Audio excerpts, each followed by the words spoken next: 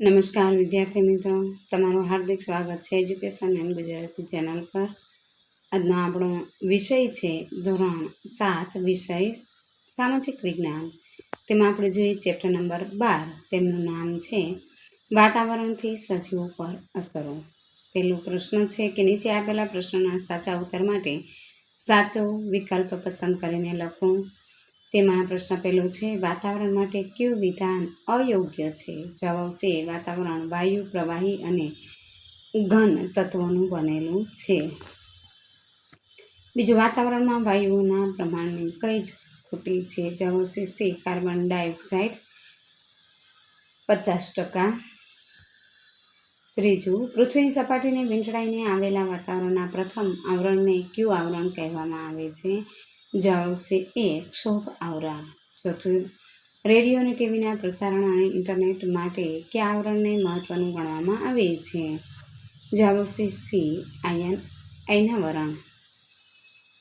પાંચમું, તાપમાન વિતરણને અસર કરતું મહત્વનું પરિબળ કયું છે? જવાબ આવશે સી, સૂર્યઘાત। છઠ્ઠું, કાયમી પવનોમાં કયા પવનનો સમાવેશ થતો નથી? જવાબ આવશે ડી, ઈશાની પવનો। સાતમું, મોસમી પવનોના દેશોમાં કયા દેશનો સમાવેશ કરી શકાય નહીં? જવાબ આવશે બી, નોર્વે।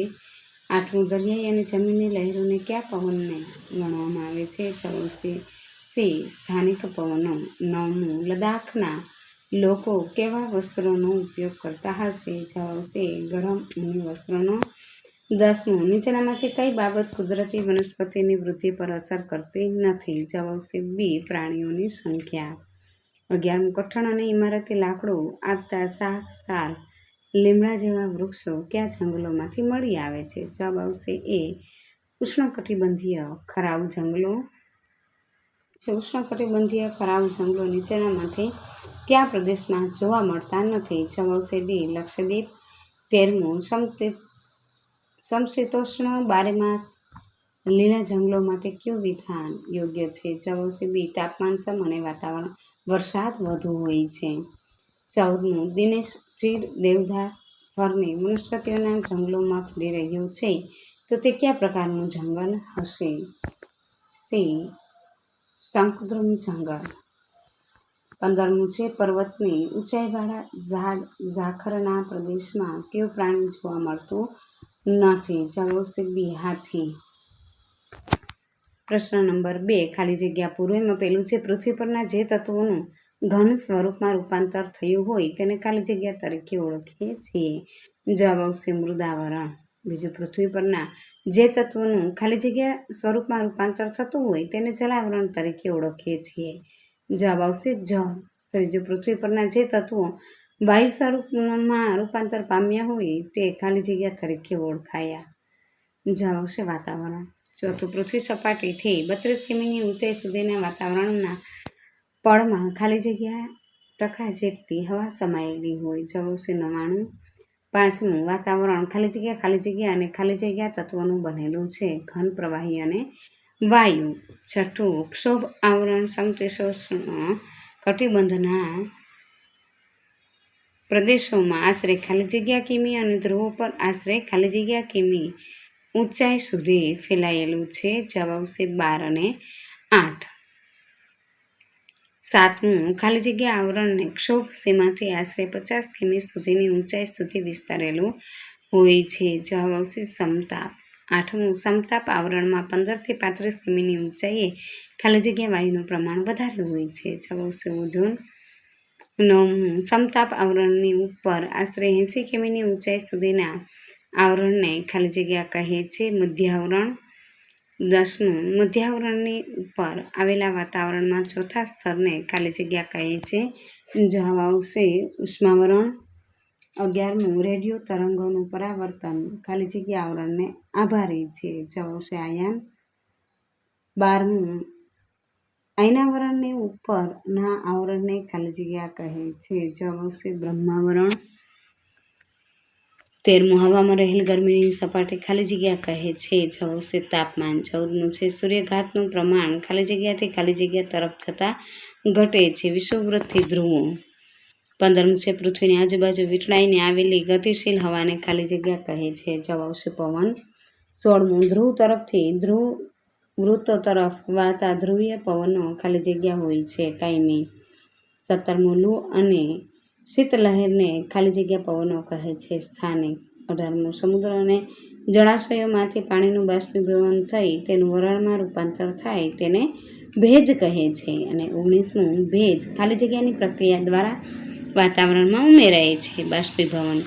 20મું ખાલી જગ્યા આબોહવા ધરાવતા પ્રદેશના લોકો સુતરાઉ અને ખુલ્લા વસ્ત્રો પહેરે છે ગરમ. 21મું ખાલી જગ્યા કટિબંધના પ્રદેશોમાં આબોહવા ખુશનુમા હોવાથી લોકોની કાર્યક્ષમતા વધુ હોય છે. જવાબ આવશે સમશીતોષ્ણ. 22મું છે મધ્યમ વરસાદવાળા ક્ષેત્રમાં ખાલી જગ્યાના મેદાનો આવેલા છે. જવાબ આવશે ઘાસ. 23મું કાંટાળી અને જાડી ઝાંખરાવાળી વનસ્પતિ ખાલી જગ્યા અને ખાલી જગ્યા પ્રદેશોમાં જોવા મળે છે શુષ્ક અને ઓછા વરસાદવાળા. 24મું ઉષ્ણકટિબંધીય બારેમાસ લીલા જંગલો ખાલી જગ્યા અને ખાલી જગ્યામાં જોવા મળે છે વિષુવવૃત્ત અને ઉષ્ણકટિબંધ. 25મું ભારતમાં ખાલી જગ્યાના દ્વીપ સમૂહોમાં બારેમાસ લીલા જંગલો જોવા મળે છે. જવાબ આવશે અંદમાન નિકોબાર. 26મું ઉષ્ણકટિબંધીય ખરાબ જંગલોને ખાલી જગ્યા જંગલો કહે છે પાનખર. 27મું હાથી અને એક શીંગે ગેંડા જેવા પ્રાણીઓ ખાલી જગ્યા જંગલોમાં જોવા મળે છે સમશીતોષ્ણ બારેમાસ લીલા. 28મું ઓક અને મેપલ જેવી વનસ્પતિઓ સમશીતોષ્ણ ખાલી જગ્યા જંગલોમાં જોવા મળે છે. જવાબ આવશે ખરાબ. 29મું ખટાશવાળા ફળોની વનસ્પતિ ખાલી જગ્યાના જંગલોમાં હોય છે ભૂમધ્ય સાગર. 30મું ઉષ્ણકટિબંધીય ઘાસના મેદાનોનું ઘાસ ખાલી જગ્યા મીટર જેટલું ઊંચું હોય છે 3 થી 4 મીટર. 31મું કચ્છના નાના રણમાં જોવા મળતું ઘુડખર નામનું પ્રાણી વિશ્વમાં અજોડ છે. 32મું ભારતમાં હિમાલય અને લખાદમાં જાડી ઝાંખરા તથા ટૂંકું ઘાસ જોવા મળે છે. 33મું પશ્ચિમનો બકરી કાશ્મીરમાં જોવા મળે છે. ત્યારબાદ પ્રશ્ન નંબર 3 જોઈએ. નીચે આપેલા વિધાનો ખરા છે કે ખોટા તેની નિશાની કરી જણાવો. પહેલું, પૃથ્વીનો ઉદ્ભવ થયો ત્યારે તે અઘનગોળા સ્વરૂપે હતી. આ વિધાન સાચું છે. બીજું, ગુરુત્વાકર્ષણની અસર અવકાશમાં જ્યાં સુધી રહેલી છે ત્યાં વાતાવરણ પૂરું થયેલું માનવામાં આવે છે. આ વિધાન સાચું છે. ત્રીજું, પૃથ્વીની સપાટી જેમ જેમ ઊંચે જઈએ તેમ તેમ વાતાવરણ ઘટ્ટ થતું હોય છે. આ વિધાન ખોટું છે. ચોથું, વાતાવરણ પૃથ્વીને દિવસે ઠંડી અને રાત્રે અતિશય ગરમીથી બચાવે છે. આ વિધાન ખોટું છે. પાંચમું, તાપમાન અને વાયુઓની સંરચના થતા ફેરફારને આધારે વાતાવરણને 3 આવરણ કે સ્તરમાં વહેંચવામાં આવ્યું છે. આ વિધાન ખોટું છે. છઠ્ઠું, ક્ષોભ આવરણમાં ઋતુ મુજબ ફેરફાર થવો અશક્ય છે. આ વિધાન ખોટું છે. સાતમું, ક્ષોભ આવરણમાં પ્રતિ 1 કિમીની ઊંચાઈએ આશરે 6.5 અંશ સેલ્સિયસના દરે તાપમાન ઘટે છે. આ વિધાન સાચું છે.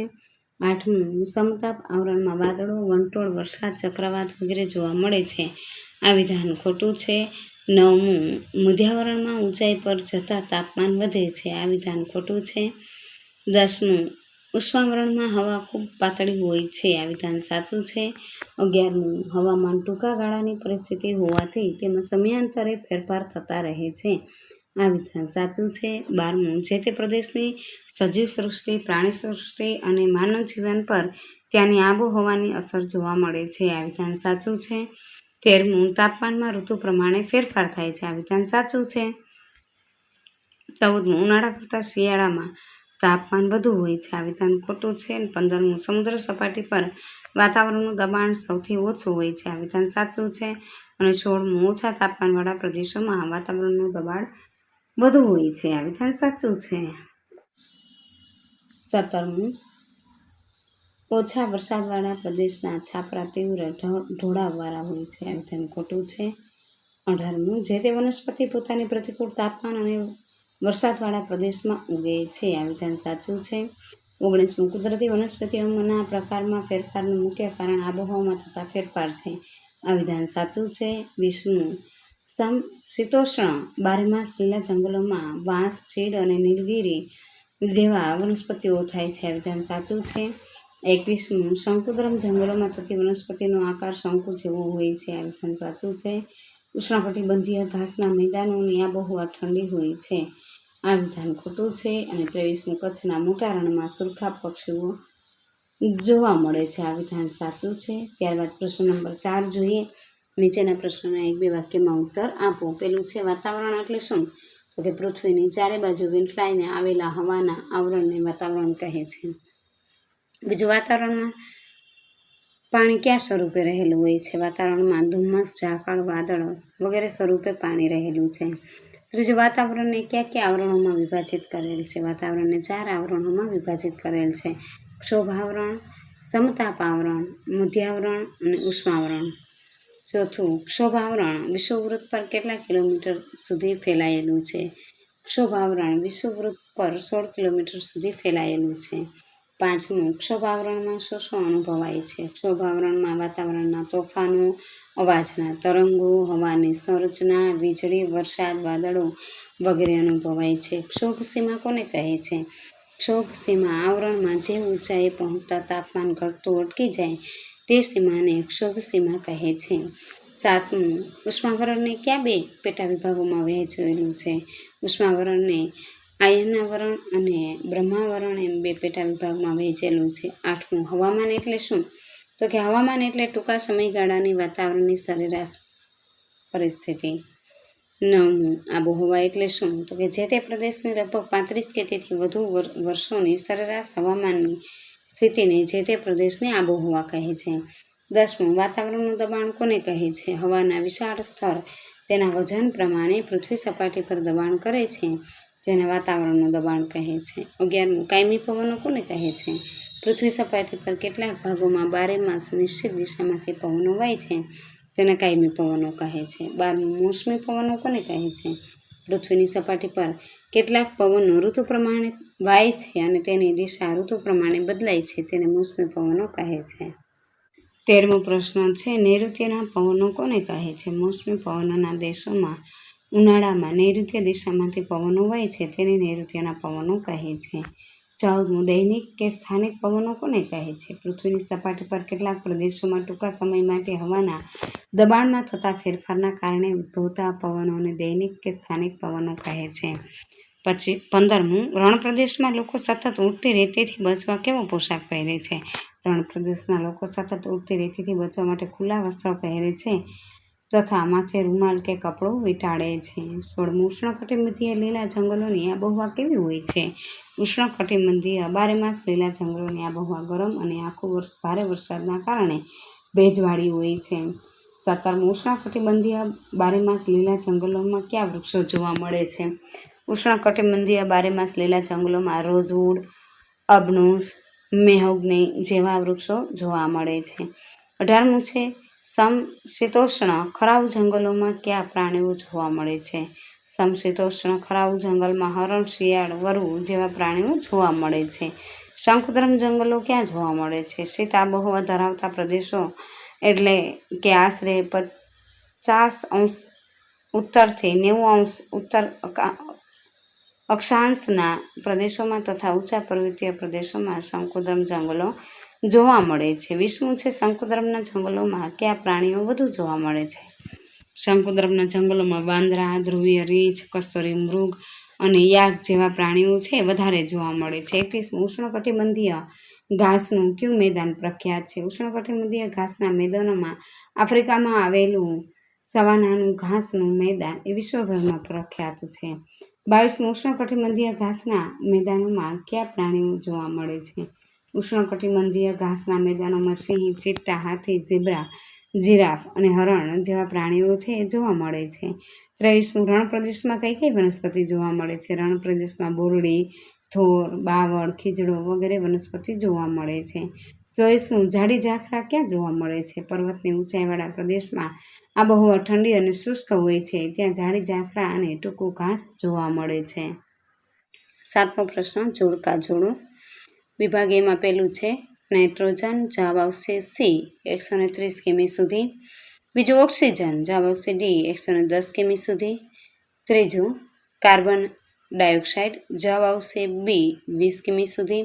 અને ચોથું હાઇડ્રોજન અને હિલિયમ, જવાબ આવશે એ 130 કિમી પચે પ્રમાણ વધુ. ત્યારબાદ બીજું જોઈએ. એમાં વિભાગોમાં પહેલું છે વાઘ 80. જવાબ આવશે બી ઉષ્ણકટિબંધીય ખરાવ જંગલો. બીજો હાથી એક શીંગો ગેંડો. જવાબ આવશે સી સમશીતોષ્ણ બારેમાસ લીલા જંગલો.